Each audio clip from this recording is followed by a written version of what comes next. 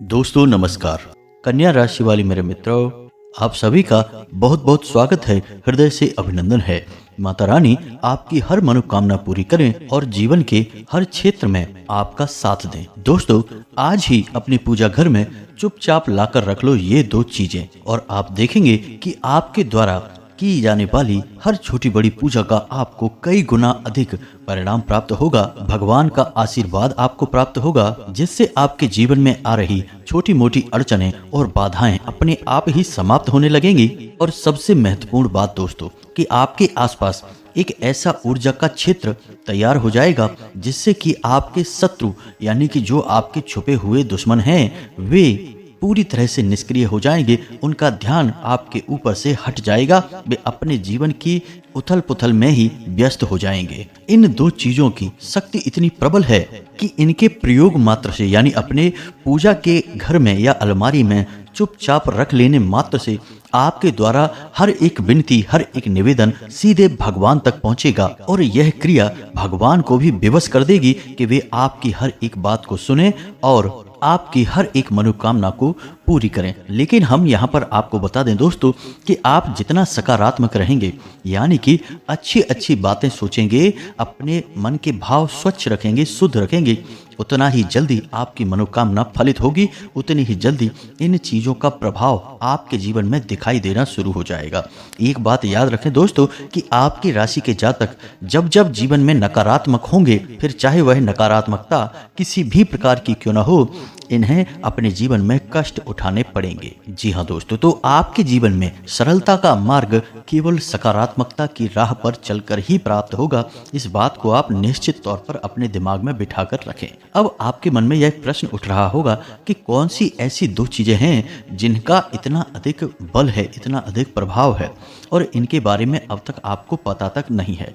जी हाँ दोस्तों, हम आपको बता दें कि बहुत सारी ऐसी चीजें होती हैं जो कि गुप्त रखी जाती हैं, जानबूझकर इन्हें छुपाया जाता है, सामान्य तौर पर लोगों को बताया नहीं जाता है। अब हमारी शास्त्रीय या फिर वैदिक पद्धति में इन चीज़ों के बारे में वर्णन तो मिलते हैं, लेकिन इन चीज़ों को या तो लोग जानते ही नहीं हैं या फिर जो जानते हैं वो साधारण तौर पर किसी को बताते नहीं हैं। अब जिनको इन बातों के बारे में पता चल जाता है, वे तो जल्दी जल्दी कामयाबी की सीढ़ियां चढ़ जाते हैं, जीवन से उनके सारे कष्ट दूर हो जाते हैं। लेकिन जिन्हें पता नहीं होता है, वे बस छोटे मोटे प्रयास करते रहते हैं और हमेशा जीवन में परेशान बने रहते हैं। उनकी भक्ति और उनकी साधना कभी भी उनकी मंजिल तक नहीं पहुंच पाती है, अपने लक्ष्य को हासिल नहीं कर पाती है। अब इस बात को आप इस तरह से समझ सकते हैं कि मानकर चलिए कि कोई एक कथावाचक है जो अपनी कथा बोल रहे हैं, लेकिन कोई भी माइक नहीं है, कोई भी संसाधन उपलब्ध नहीं है। वे केवल अपने वाणी के बल से लोगों को अपनी कथा सुनाना चाहते हैं। तो वह कथा कितने लोग सुन पाएंगे दोस्तों? ज़्यादा से ज़्यादा उनके नज़दीक बैठे हुए 150 लोग ही मुश्किल से सुन पाएंगे, बाकी लोगों तक उनकी कथा नहीं पहुंच पाएगी। लेकिन यदि इनकी इसी कथा में माइक जोड़ दिया जाए तो उनकी आवाज़ का बल इतना अधिक बढ़ जाएगा कि वह कथा हजारों लोगों तक पहुंच जाएगी।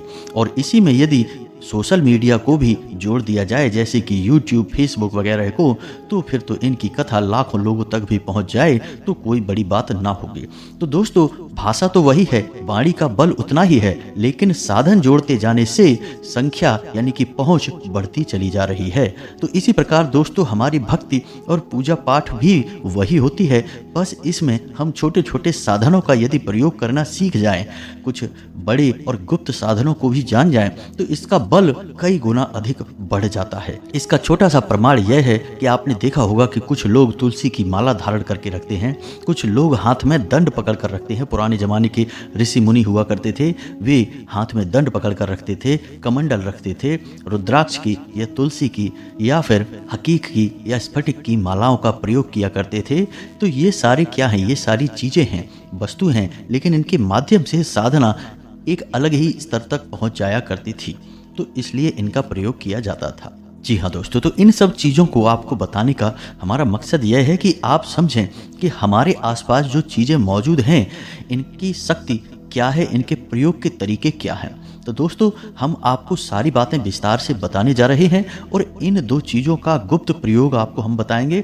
बस चुपचाप आपको इनका प्रयोग करना है, अपनी पूजा की अलमारी में लाकर रख लेना है, किसी से इस विषय में चर्चा नहीं करनी है। फिर आप वही प्रार्थना, वही पूजा पाठ, वही हनुमान चालीसा करेंगे, लेकिन आपको इसके परिणाम कई गुना अधिक प्राप्त होने लगेंगे। लेकिन फिर से हम दोस्तों आपसे यही बात दोबारा फिर कहेंगे कि आपके मन के भाव शुद्ध होना आवश्यक है, क्योंकि ये पूजा जो हम करते हैं, जो हमारे घरों में होती है, जो हमारे जीवन में आसपास हम देखते हैं चलती रहती है, ये सात्विक पूजा होती है। और यहाँ पर हमारा सत्य यानी कि हमारी मन की शुद्धता बहुत अधिक आवश्यक होती है। यदि यहाँ पर हमने मन में थोड़ा सा भी मैल उत्पन्न किया यानी नकारात्मकता लेकर आए, तो फिर हमारा हर एक प्रयास असफल हो जाएगा, फिर किसी भी प्रकार का आपको लाभ प्राप्त होगा ही नहीं। तो यह आप अपने दिमाग में बात पूरी तरह से बैठा कर रखें। तो चलिए दोस्तों आज के इस महत्वपूर्ण वीडियो को प्रारंभ करते हैं, लेकिन इससे पहले आपसे एक निवेदन है कि पूरे भाव के साथ माता रानी को याद करें और कमेंट में जय माँ भद्रकाली कृपा करो अवश्य लिखें। 1 बार नहीं 3 बार लिखें। माता रानी आपकी पुकार को अवश्य ही सुन लेगी। साथ ही साथ दोस्तों हम आपको बता दें कि जिन लोगों ने अपना नाम और स्थान कमेंट बॉक्स में लिखकर भेजा था, उनके नाम से हमने शनिवार के हवन में आहुतियां करवा दी हैं। अब बहुत ही जल्द उन्हें जीवन में शुभ समाचार मिलने प्रारंभ हो जाएंगे और जीवन की आ रही अड़चनों से उन्हें मुक्ति निश्चित तौर पर प्राप्त होगी। हमें माता रानी पर पूरा विश्वास है और यह सब क्रियाएं जो हम कर रहे हैं, ये सब माता रानी के आदेश से ही की जा रही हैं, उन्हीं की प्रेरणा है। इसी के साथ साथ दोस्तों आपसे एक निवेदन और है कि यदि आप चैनल पर पहली बार आए हैं तो सब्सक्राइब करके बगल में जो घंटी का निशान है उसे अवश्य दबा दें। इससे आप हमारा बहुत अधिक मनोबल बढ़ाएंगे और यह बिल्कुल ही फ्री है। आप हमारे परिवार के सदस्य बन जाएंगे और हम माता से कामना करेंगे कि आपके ऊपर उनकी विशेष कृपा हो। तो चलिए जल्दी से चैनल को सब्सक्राइब करिए, फिर आगे बढ़ते हैं। दोस्तों आपने एक कहावत तो अक्सर सुनी होगी कि जब इंसान का बुरा समय आता है तो फिर उसके जीवन में सब कुछ बुरा ही होने लगता है, हर तरफ से बुराई ही उसके हाथ लगती है। और ठीक इसका उल्टा भी होता है कि जब इंसान का अच्छा समय आता है, या यूं कहते हैं कि भाग्य उसका साथ देता है, तो फिर वह यदि मिट्टी को भी हाथ लगाए तो वह भी सोना बन जाता है। यानी कि वो फिर कुछ भी कार्य करेगा उसे उसमें कामयाबी मिलेगी, किस्मत उसके साथ होगी, ईश्वर की शक्ति उसके साथ होगी, यानी हर तरफ से अच्छाई ही अच्छाई उसे मिलेगी। तो दोस्तों कभी आपने विचार किया है कि ऐसा क्यों होता है? क्योंकि यदि ग्रहों की दशा चल रही है तो फिर थोड़ा बहुत ही कष्ट होगा, लेकिन हमारे पितृ पूर्वज फिर कहाँ चले जाएंगे? वो भी तो हमारी मदद के लिए तैयार हैं। और यदि पितृदोष लगा है तो फिर ग्रहों के जो शुभ परिणाम हैं वे भी तो प्राप्त होने चाहिए, यानी कुछ अच्छाई और कुछ बुराई का मेल हमें मिलना चाहिए। लेकिन ऐसा तो हमें दिखाई नहीं देता। जब बुराई जीवन में आती है तो फिर चारों तरफ से बुराई ही बुराई हासिल होती है, एक वातावरण ही नकारात्मक तैयार हो जाता है। फिर ग्रहों का शुभ परिणाम, पितृ पूर्वजों का आशीर्वाद, कुल देवी की कृपा और हम जिनकी पूजा करते हैं हमारे आराध्य देवता की कृपा, इन सब का क्या? यानी कि सभी एक तरफ से बुरे नहीं हो सकते हैं या फिर सभी एक तरफ से अच्छे नहीं हो सकते हैं। कुछ परिस्थितियां अच्छी और कुछ परिस्थितियां बुरी, इनका मेल हो सकता है। तो दोस्तों अब आप ध्यान से समझिए, जो हम आपको बताने जा रहे हैं वह बहुत ही गहरी और वैदिक विचारधारा है। तो समझिए कि जब इंसान का बुरा वक्त आता है तो क्यों हर एक चीज उसके जीवन में बुरी हो जाती है, हर तरफ से बुराई हासिल होती है, फिर दैवी शक्तियां भी उसकी मदद नहीं कर पाती हैं, पूजा पाठ का भी उसे फल प्राप्त नहीं होता है। ऐसा क्यों होता है? तो दोस्तों ऐसा इसलिए होता है कि असल में जब इंसान का बुरा वक्त आता है तो उसके आचरण निम्न स्तर के हो जाते हैं। निम्न स्तरीय आचरण जैसे कि जुआ, शराब का सेवन आदि और अनेक प्रकार के व्यभिचार में वह लिप्त होने लगता है, रिश्वत लेने लगता है, गलत कार्य करने लगता है, कमीशनबाजी के काम धंधे शुरू कर देता है, लोगों से लूटपाट यानी कहा जाए कि जबरदस्ती से धन उगाही और वसूली जैसे कार्य, ब्याज का व्यापार जैसे कार्य शुरू कर देता है, यानी कि कई तरह की गलत और नकारात्मक गतिविधियां करना शुरू कर देता है। अब इससे नकारात्मकता एकत्रित होती रहती है। जी हाँ दोस्तों, जब धीरे धीरे यह नकारात्मक ऊर्जा बढ़ती जाती है तो एक समय ऐसा आता है कि यह पाप का घड़ा भर जाता है। जी हाँ दोस्तों, आपने सुना ही होगा कि पाप का घड़ा अब फूटने वाला है, यानी कि यह नकारात्मकता जब अत्यधिक मात्रा में बढ़ जाती है तो फिर यह इंसान को चारों तरफ से घेर लेती है और जब यह नकारात्मकता चारों तरफ से इंसान को घेरती है तो फिर यह एक आवरण बन जाता है, यानी एक खोल जैसा बन जाता है जिसके अंदर इंसान कैद रहता है। अब यह ऊर्जा उसे दिखाई अवश्य नहीं देती है, क्योंकि ऊर्जाएं कभी दिखती नहीं हैं, ऊर्जाएं महसूस करने की चीज होती है। तो अब आप समझिए कि जब आपके आसपास नकारात्मक ऊर्जा का वातावरण तैयार हो चुका है तो वह कैसी ऊर्जाओं को आकर्षित करेगा। नकारात्मक ऊर्जा तो नकारात्मक ऊर्जा को ही आकर्षित करेगी और सकारात्मक ऊर्जा सकारात्मक ऊर्जा को ही आकर्षित करेगी। लेकिन आपके आसपास तो आपके कर्मों के आधार पर नकारात्मक ऊर्जा का वातावरण तैयार हो चुका है। तो अब आपको ना तो देवी देवताओं की पूजा पाठ का फल प्राप्त होगा, न कुल देवी या देवता का आपको आशीर्वाद प्राप्त होगा, ना ही पितृ देवता आपकी मदद कर पाएंगे और ना ही आपके आराध्य ही आपकी मदद कर पाएंगे। कोई भी आपकी मदद नहीं कर पाएगा। फिर चारों तरफ से आपका बुरा वक्त शुरू हो जाएगा। तो अब ऐसी में इंसान क्या करे दोस्तों, क्योंकि बहुत सारे जातक अपने जीवन में इस प्रकार का समय देख रहे हैं या फिर थोड़ा बहुत यह अनुभव तो अवश्य कर रहे हैं कि कहीं ना कहीं से कुछ ना कुछ बुराई जीवन में अवश्य आ रही है। जी हाँ दोस्तों, तो ऐसे में अब जातक क्या करे, यह विचारणीय विषय है। तो दोस्तों हम आपको बता दें कि सबसे बड़ी जो प्रक्रिया है एक जातक को करनी चाहिए, एक इंसान को करनी चाहिए, वह यह है कि अपने कर्मों का आकलन अवश्य करे और जहाँ भी उसे अपने कर्मों में नकारात्मकता दिखाई दे उन कर्मों को तुरंत बंद कर देना चाहिए। इसका बहुत बड़ा प्रभाव आपके जीवन में दिखाई देगा। साथ ही साथ कुछ ऐसे अच्छे कर्म हैं जिन्हें भी चुपचाप करते रहना चाहिए, जैसे कि मछली को दाना डालना, चिड़ियों को दाना डालना, अंधों को और भिखारियों को भोजन कराना, साथ ही साथ गुप्त रूप से अन्न और धन का दान करते रहना। अब समस्या यह है कि लोग इसमें भी प्रचार करना शुरू कर देते हैं, दान करते हैं 100 रुपए और दुनिया भर में गा गा कर बता देते हैं। जैसे ही आपने अपने दान का बखान शुरू किया वैसे ही दान का पूरा महत्व समाप्त हो जाता है। फिर दान करने के बाद भी आपको उसका पुण्य, उसका फल, सकारात्मक ऊर्जा प्राप्त नहीं होगी। अब कोई क्या करे, अपना दान भी कर रहे हैं और बताए भी नहीं, तो यह तो बहुत बुरा लगता है कि भैया पैसा भी चला गया, मेहनत भी चली गई और हमने किसी को बता भी नहीं पाया, नाम भी नहीं कमा पाया। तो दोस्तों हमारी वैदिक परंपरा में दान को प्रचार का माध्यम नहीं बताया गया है, यह गुप्त रूप से होना चाहिए। प्रचार करने के लिए आप कोई दूसरा कार्य करिए, कुछ ऐसा कर्म करिए जिससे आपका स्वयं ही प्रचार हो जाए, लेकिन दान कर्म से प्रचार नहीं करना है, यह बहुत ही गुप्त प्रक्रिया है। तो आप कुछ छोटे छोटे ऐसे कार्य अवश्य करते रहिए, लेकिन इस सबसे महत्वपूर्ण बात यह है कि किसी एक आराध्य में अपनी भक्ति पूरी तरह से दृढ़ कर लीजिए। तो इन सब बातों को दोस्तों हम आपको इसलिए बता रहे हैं कि कई बार हम कमेंट में ऐसे पढ़ते हैं कि गुरुजी हमारा तो बहुत ही बुरा वक्त चल रहा है, हर तरफ से केवल बुराई ही बुराई दिखाई दे रही है, जीवन में पूरी तरह से अंधकार छा गया है।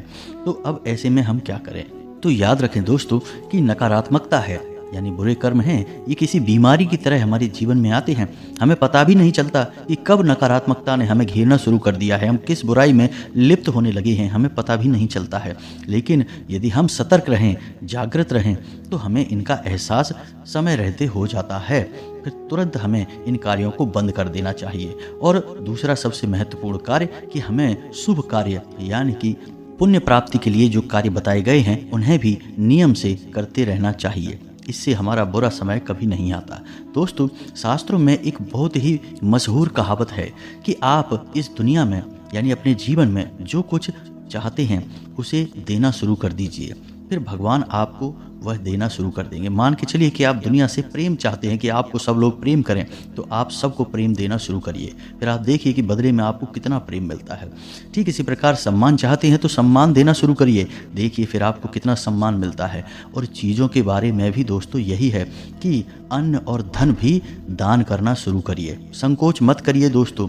ना तो यह अन्न धन आपकी मर्जी से आपके पास आया है और ना ही आपकी मर्जी से यह जाएगा, आप तो बस माध्यम है दोस्तों, देने वाला तो भगवान है। आपने सुना होगा कि प्राचीन काल में राजा महाराजा अन्न और धन विशेष रूप से दान किया करते थे, तो उनके पास कभी इस चीज़ की कमी नहीं हुई, आपके पास भी नहीं होगी। आप यकीन मानिए, आप खुलकर दान करना शुरू करिए, फिर देखिए कि पैसा कैसे आपके जीवन में अलग अलग रास्तों से आता है। एक बार किसी स्थान से पैसे की आवक शुरू होगी तो रुकेगी ही नहीं। दान का महात्म बहुत बड़ा है दोस्तों, इसका विधान समझिए और इसको प्रयोग करना सीखिए, बहुत कुछ आपको हासिल होगा। तो इन सब बातों को बताने का मकसद केवल हमारा इतना है कि आप स्वयं ही अपने जीवन में चल रही घटनाओं के लिए जिम्मेदार हो सकते हैं और स्वयं ही इनसे बाहर निकलने का रास्ता आपको ढूंढना पड़ेगा। कोई आपका हाथ पकड़कर आपको जीवन के कष्टों से बाहर निकालने के लिए नहीं आने वाला है। यह आपका कर्म है, आपको ही यह युद्ध लड़ना है और आपको ही इस युद्ध को जीतना भी है दोस्तों। तो चलिए अब हम आपको बताते हैं कि कौन सी हैं वो 2 गुप्त चीज़ें जिन्हें आपको चुपचाप अपने पूजा घर में लाकर रख लेना है। किसी से इस विषय पर कोई चर्चा नहीं करना है। अब ध्यान से सारी बातों को समझना कि हम आपसे क्या कह रहे हैं। सबसे पहले आपको अपने पूजा घर के लिए एक लक्ष्मी पोटली तैयार करनी है। जी हाँ दोस्तों, लाल किताब में इसका वर्णन मिलता है और इस पोटली का महात्म इतना अधिक है कि जिस जातक के घर में, पूजा घर में यह पोटली पाई जाती है या जो जातक रखता है, उसके जीवन में कभी भी धन की कमी नहीं होती है। अब इस पोटली को तैयार कैसे करना है, इन बातों के बारे में ध्यान से समझें। हर एक चीज को चुन चुन कर लाएं। पवित्रता के साथ मन में भाव उत्पन्न करते हुए इस पोटली का निर्माण करें। शुक्रवार के दिन शाम के वक्त आपको यह कार्य करना है। तो आप दिन के समय इस पोटली को तैयार करें और शाम के समय आप इसकी प्रक्रिया प्रारंभ कर दें। अब आपको सबसे पहले इस पोटली के लिए क्या क्या सामग्री चाहिए वह ध्यान से समझें। सबसे पहले आपको लाल रंग का एक कपड़ा चाहिए, लाल रंग का ही एक धागा चाहिए जिससे यह पोटली का निर्माण किया जाएगा। कपड़ा कोरा होना चाहिए, धागा भी शुद्ध और कोरा होना चाहिए। अब आपको इस पोटली में सबसे पहले एक चांदी का सिक्का रखना है, थोड़ा सा खड़ा धनिया रखना है और उसके बाद थोड़ी सी चावल जिन पर हल्दी लगी हुई हो यानी अक्षत, और इसी के साथ साथ 7 कमलगट्टे और 7 लक्ष्मी कौड़ियाँ रखें। याद रखें कि कौड़ियाँ खंडित नहीं होनी चाहिए। जरा भी खंडित कौड़ी आपने यहाँ रख दी तो इसका उल्टा प्रभाव हो जाएगा।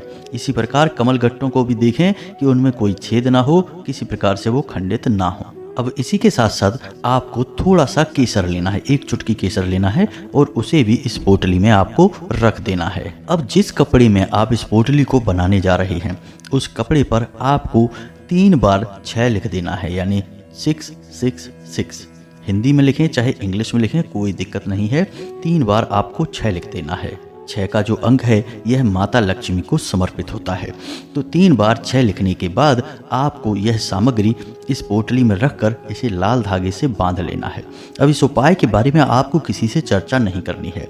कोशिश यह करना है कि आप जब अपने पूजा घर में बैठकर इस सामग्री को तैयार करें तो कोई आपको देख ना पाए। जी हाँ दोस्तों, अब आपको शुक्रवार के दिन शाम के समय यानी कि शाम को 7-8 बजे के आसपास गाय के घी का एक दीपक जलाना है और माता रानी के चरणों में लाल पुष्प, लाल प्रसाद और यह पोटली अर्पित कर देनी है। और माता रानी से ऐसी कामना करनी है कि हे माँ, हमारे जीवन में जो भी कष्ट हैं उन्हें आप हर लें और हमारे जीवन में भरपूर धन संपदा दें ताकि हम अपने जीवन में हर एक समस्या का सामना कर सकें और आपकी कृपा से एक शुभ और मंगलदायी जीवन जिएं। इस प्रकार की आपको कामना करनी है और इस पोटली को आपको पूजा समाप्त होने के बाद अपने पूजा की अलमारी में किसी भी स्थान पर गुप्त रूप से छुपा कर रख देना है। जी हाँ दोस्तों, अब कुछ बातों का आपको ख्याल रखना है कि आप जहाँ पर इस पोटली को रख रहे हैं वहाँ पर भगवान भोलेनाथ का ना तो फोटो होना चाहिए, ना ही कोई शिवलिंग होना चाहिए। मतलब कहने का यह है कि आप इसे माता लक्ष्मी की फोटो के नीचे या कहीं भी आसपास किसी कपड़े के नीचे छुपाकर किसी भी प्रकार से रख सकते हैं। बस एक बार आपको यह कार्य करना है, बार बार इसे करने की आवश्यकता नहीं है।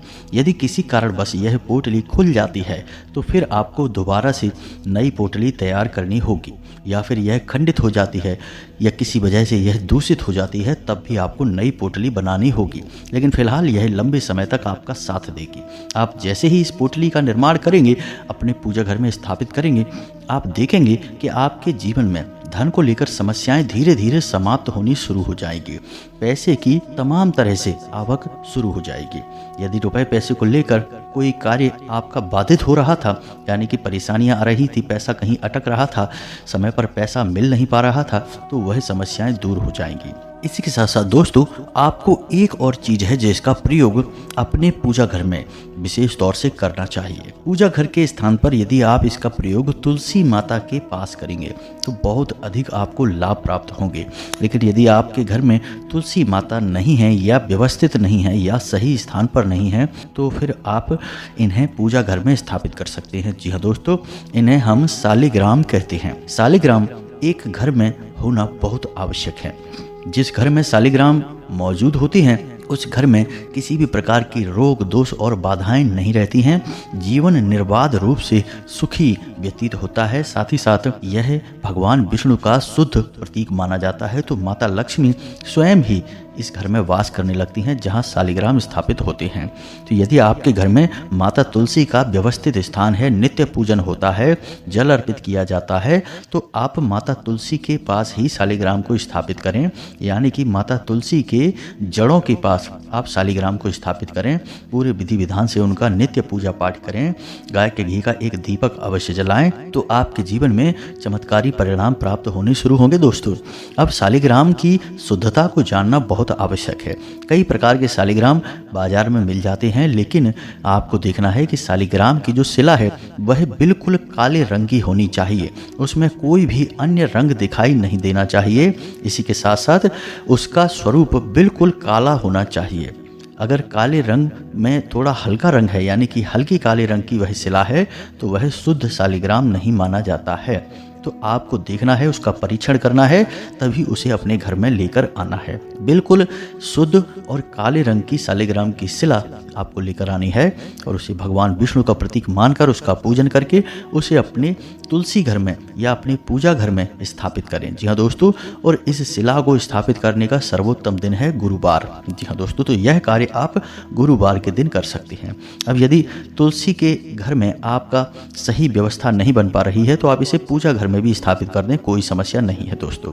बस इन दो चीज़ों को आप सही तरह से व्यवस्थित करके अपने पूजा घर में स्थापित करें और आप देखें जीवन कैसे बदलता है, चमत्कार होना शुरू हो जाएंगे। दोस्तों, हम इस बात की गारंटी देते हैं। अब एक बहुत ही गुप्त विषय हम आपको बताने जा रहे हैं, इसे भी आप ध्यान से समझ लें क्योंकि यहीं से सारे पूजा पाठ में विधि विधान शामिल होते हैं या फिर पूरी जो भी पूजा पाठ हम करते हैं वह चौपट हो जाती है। जी हाँ दोस्तों, तो अब आपने जैसे पूजा करने के लिए दीपक जलाया, बिना दीपक जलाए तो पूजा संपन्न होती ही नहीं है, यह आप भी जानते हैं। तो आपने दीपक जलाया और दीपक जलाने के बाद आपने अपनी पूजा पाठ प्रारंभ कर दी। लेकिन क्या आपको यह पता है कि जो दीपक आपने जलाया है वह शुद्ध सकारात्मक ऊर्जा का प्रतीक बना, यानी भगवान के द्वारा वह दीपक स्वीकार किया गया या नहीं किया गया? क्योंकि दोस्तों, मंत्र के उच्चारण के द्वारा यदि वह दीपक शुद्ध नहीं किया जाएगा, भगवान को समर्पित नहीं किया जाएगा, तब तक वह जागृत नहीं होगा। अब ऐसे तो हम खाना बनाने के लिए भी लौ जलाते हैं, तो क्या वह दीपक का स्वरूप बन जाएगा?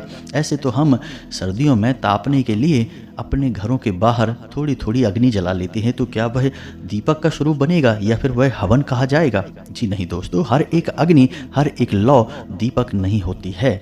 दीपक बनाने के लिए उस दीपक को जागृत करना पड़ता है। जी हाँ दोस्तों, तभी वह दीपक देवी देवता स्वीकार करते हैं, अन्यथा उसे जलाने या ना जलाने का कोई महत्व नहीं है। तो अब आप ध्यान से समझिए कि दीपक को जलाने का कौन सा मंत्र होता है। आप जब भी दीपक प्रज्वलित करें तो इस मंत्र को उच्चारण अवश्य करें और कम से कम आपको यह मंत्र 7 बार उच्चारण करना है। जी हाँ दोस्तों, 7 बार उच्चारण करते करते आप इस दीपक को प्रज्वलित करेंगे तो आप देखेंगे कि आपकी पूजा पाठ को एक विशेष दर्जा हासिल हो जाएगा। आपकी पूजा पाठ का आपको विशेष फल प्राप्त होना शुरू हो जाएगा। तो वह मंत्र कौन सा है जो दीप जलाते समय, प्रज्वलित करते समय हमें उच्चारण करना चाहिए? तो ध्यान से सुने, मंत्र आपके मोबाइल की स्क्रीन पर भी दिखाई देगा, हम बोलने भी जा रहे हैं। तो मंत्र कुछ इस प्रकार है: शुभम करोति कल्याणम, आरोग्यम धन संपदाम, शत्रु बुद्धि विनाशाय, दीपम ज्योति नमोस्तुते। जी हाँ दोस्तों, इस मंत्र का आपको उच्चारण करना है। मंत्र एक बार फिर से हम बोल रहे हैं, जरा ध्यान से सुने। शुभम करोति कल्याणम, आरोग्यम धन संपदाम, शत्रु बुद्धि विनाशाय, दीपम ज्योति नमोस्तुते। इस प्रकार आप यदि दीपक को प्रज्वलित करेंगे तो आपका दीपक पूरी तरह से शुद्ध हो जाएगा और देवी देवताओं के द्वारा स्वीकार भी किया जाएगा। तो उम्मीद है कि जो जानकारी हमने आपको दी है वह आपके निश्चित तौर पर काम आएगी, आपके जीवन को बदलने में एक महत्वपूर्ण भूमिका निभाएगी। यदि कोई प्रश्न आपके मन में उठता है तो आप निश्चित तौर पर पूछें, हम आपके प्रश्नों के जवाब देने की पूरी कोशिश करेंगे। कमेंट में पूरे भाव के साथ जय माँ भद्रकाली कृपा करो एक बार नहीं 3 बार अवश्य लिखना। साथ ही साथ वीडियो अच्छा लगा हो तो इसे लाइक अवश्य करना और चैनल को सब्सक्राइब करके घंटी के निशान को भी अवश्य दबा देना। मिलते हैं अगले ज्ञानवर्धक वीडियो में, तब तक के लिए धन्यवाद। जय माता की।